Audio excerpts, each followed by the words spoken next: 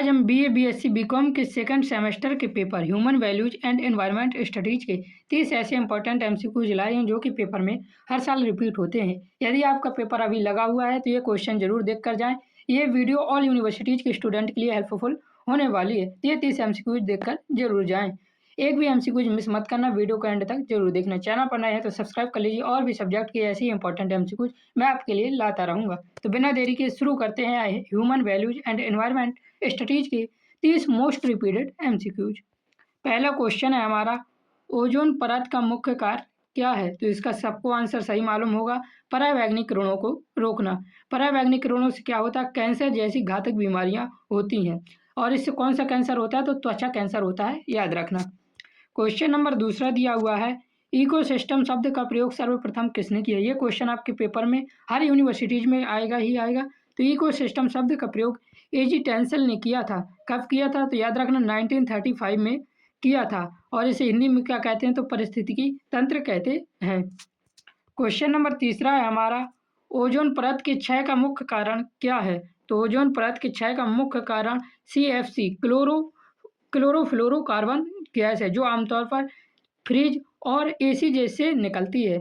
समताप मंडल में पहुंचकर ओजोन के अणुओं को तोड़ देती है, जिससे ओजोन परत पतली हो जाती है और CFC मुख्य कारण बन गई ओजोन परत के क्षय का। क्वेश्चन नंबर चौथा दिया हुआ है, वाहन उत्सर्जन में मुख्य प्रदूषक क्या होता है?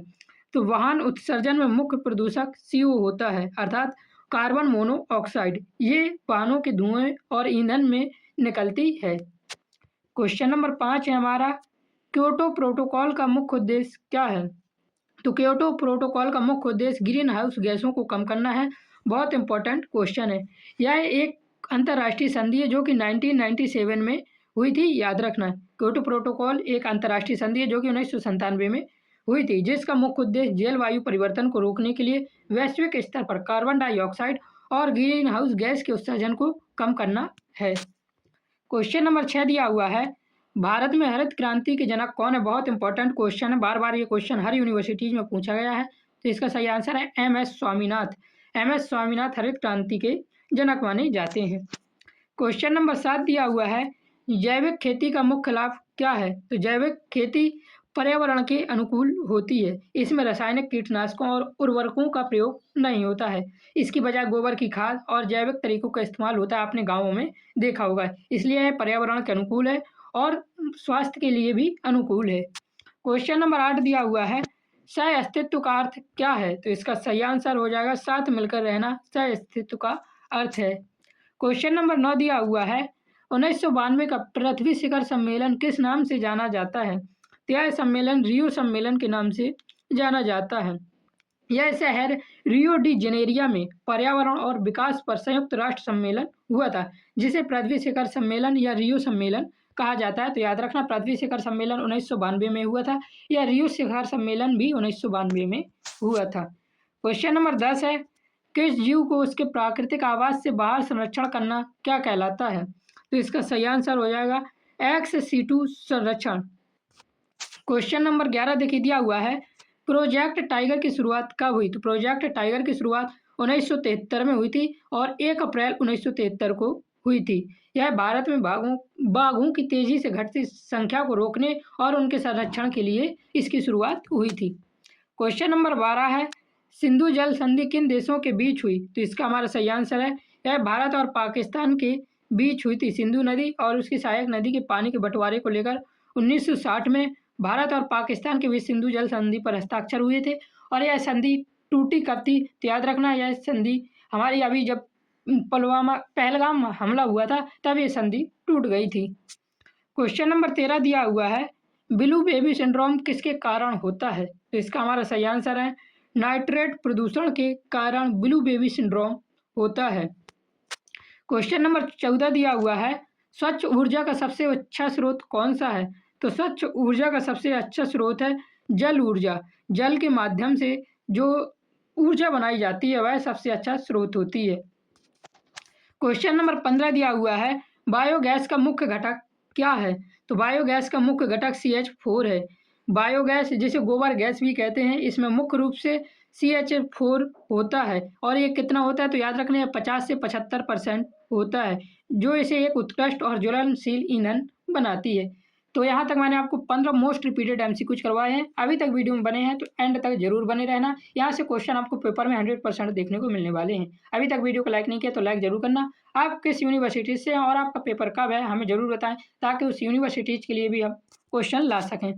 क्वेश्चन नंबर 16 दिया हुआ है, प्रकाश संश्लेषण किस में होता है? तो प्रकाश संश्लेषण पौधों में होता है, लेकिन उन्हें क्या कहते हैं? उन्हें कहते हैं उत्पादक। हरे पौधे, शैवाल आदि सूर्य के प्रकाश से अपना भोजन स्वयं बनाते हैं, इसीलिए पारिस्थितिकी तंत्र में इन्हें क्या कहा जाता है? उत्पादक, प्रोड्यूसर कहा जाता है। तो याद रखना, प्रकाश संश्लेषण प्रोड्यूसर है, उत्पादक है, और इसे किस में उत्पादक कहा जाता है? तो पारिस्थितिकी तंत्र में कहा जाता है। क्वेश्चन नंबर 17 है, अम्लीय वर्षा के लिए कौन सी गैस जिम्मेदार है? तो अम्लीय वर्षा के लिए SO2 और NO2 गैस जिम्मेदार है। कारखानों और वाहनों से निकलने वाली सल्फर डाइऑक्साइड अर्थात SO2 और नाइट्रोजन डाइऑक्साइड NO2 वायुमंडल की नमी के साथ मिलकर सल्फ्यूरिक एसिड और न्यूट्रिक एसिड बनाती हैं, जो अम्लीय वर्षा का कारण बनती हैं। क्वेश्चन नंबर 18 है, वाटर ब्लूम किसे कहते हैं? तो इसका हमारा सही आंसर है, जल में शैवालों की अधिकता को वाटर ब्लूम कहते हैं। जब झीलों या तालाबों में कृषि अपवाह जैसे नाइट्रोजन और फास्फोरस मिल जाता है तो शैवाल एल्गाई बहुत तेजी से वृद्धि करते हैं और पूरे पानी को ढक लेते हैं। इसे वाटर ब्लूम या एल्गम ब्लूम कहते हैं। याद रखना, वाटर ब्लूम को और किस नाम से जाना जाता है? तो एल्गम ब्लूम के नाम से जाना जाता है। क्वेश्चन नंबर मैंने दिया हुआ है, ध्वनि को मापने की इकाई क्या है? तो ध्वनि को मापने की इकाई डेसिबल है। ध्वनि की तीव्रता या शोर को मापने की मानक इकाई क्या है? डेसिबल है, या इसे शॉर्ट में DB कहते हैं। याद रखना। क्वेश्चन नंबर 20 है, विश्व स्वास्थ्य संगठन WHO की स्थापना कब हुई? ये क्वेश्चन भी बार बार पूछा जाता है। 1948 में हुई थी, 7 अप्रैल को हुई थी, ये भी याद रखना। इसलिए 7 अप्रैल को विश्व स्वास्थ्य दिवस भी मनाया जाता है, ये भी याद रखना। क्वेश्चन नंबर 21 है, खाद्य श्रृंखला में ऊर्जा का प्रवाह कैसा होता है? तो खाद्य श्रृंखला में ऊर्जा का प्रवाह एक दिशा में होता है। यहाँ तक बने हुए हैं तो एंड तक भी जरूर बने रहें, बहुत इंपॉर्टेंट MCQs हैं। क्वेश्चन नंबर 22 है, इन सीटू संरक्षण क्या है? तो इन सीटू संरक्षण आवास में ही संरक्षण, वन्यजीव और वनस्पतियों को उनके अपने प्राकृतिक आवास में ही सुरक्षित रखना इन सीटू संरक्षण कहलाता है। ये याद रखना, बहुत इंपॉर्टेंट क्वेश्चन है। क्वेश्चन नंबर 23 हर साल पूछा जाता है, सतत विकास। आपका इसमें भी पूछा जाएगा, सोशोलॉजी में पूछा जाएगा, पॉलिटिकल साइंस में भी पूछ लिया जाएगा, इकोनॉमिक्स में भी पूछ लिया जाएगा। ये क्वेश्चन है, याद रखना। इसलिए इसे सतत विकास क्या है? तो वर्तमान और भविष्य दोनों की आवश्यकताओं को पूरा करना सतत विकास है, अर्थात वर्तमान की आवश्यकताओं को पूर्ति करना और भविष्य के लिए पर्यावरण को सुरक्षित भी रखना सतत विकास कहलाता है। क्वेश्चन नंबर 24 है, सर्कुलर इकोनॉमी का मुख्य उद्देश्य क्या है? तो अपशिष्ट कम करना और संसाधनों का अधिकतम उपयोग करना सर्कुलर इकोनॉमी का मुख्य उद्देश्य है। क्वेश्चन नंबर 25 देखिए दिया हुआ है, उच्चतम जैव विविधता किसमें पाई जाती है? तो उच्चतम जैव विविधता उष्णकटिबंधीय वर्षा वन में पाई जाती है। उष्णकटिबंधीय वर्षा वन जैसे अमेजन के जंगल भूमध्य रेखा के पास पाए जाते हैं, जहाँ साल भर गर्मी और बारिश होती है। इसलिए यहाँ दुनिया में सबसे ज़्यादा प्रकार के जीव जंतु और पौधे पाए जाते हैं, यहीं पे सबसे ज़्यादा जैव विविधता पाई जाती है। क्वेश्चन नंबर 26 है, ग्रीन हाउस गैस कौन सी है?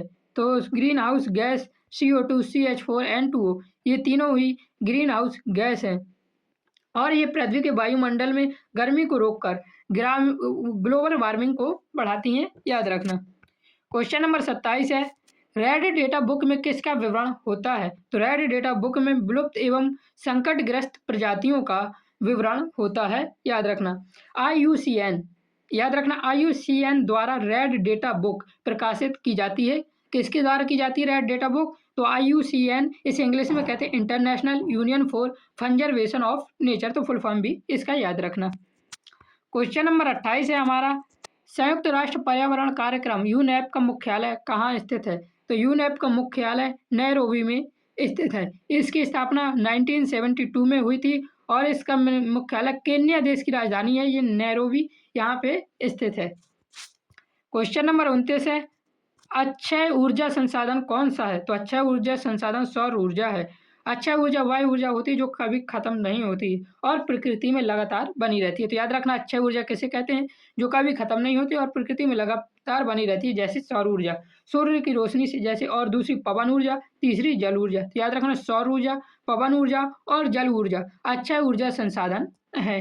क्वेश्चन नंबर 30 और आखिरी question, very very important question, विश्व पर्यावरण दिवस कब मनाया जाता है? तो विश्व पर्यावरण दिवस 5 जून को मनाया जाता है। इसकी शुरुआत 5 जून 1972 में हुई थी। पर्यावरण और संरक्षण के प्रति दुनिया भर में जागरूकता पैदा करने के लिए यह हर साल 5 जून को पर्यावरण दिवस मनाया जाता है। तो आपको मैंने 30 मोस्ट रिपीटेड एमसीक्यूज करवा है। यदि आप और एमसीक्यूज चाहते हैं तो कमेंट हमें जरूर करें, तो आपके लिए मैं और भी एमसीक्यूज ला सकता हूँ। जय हिंद, जय भारत। और हाँ, पीडीएफ के लिए आप हमें टेलीग्राम पर मैसेज कर सकते हैं। राधे राधे।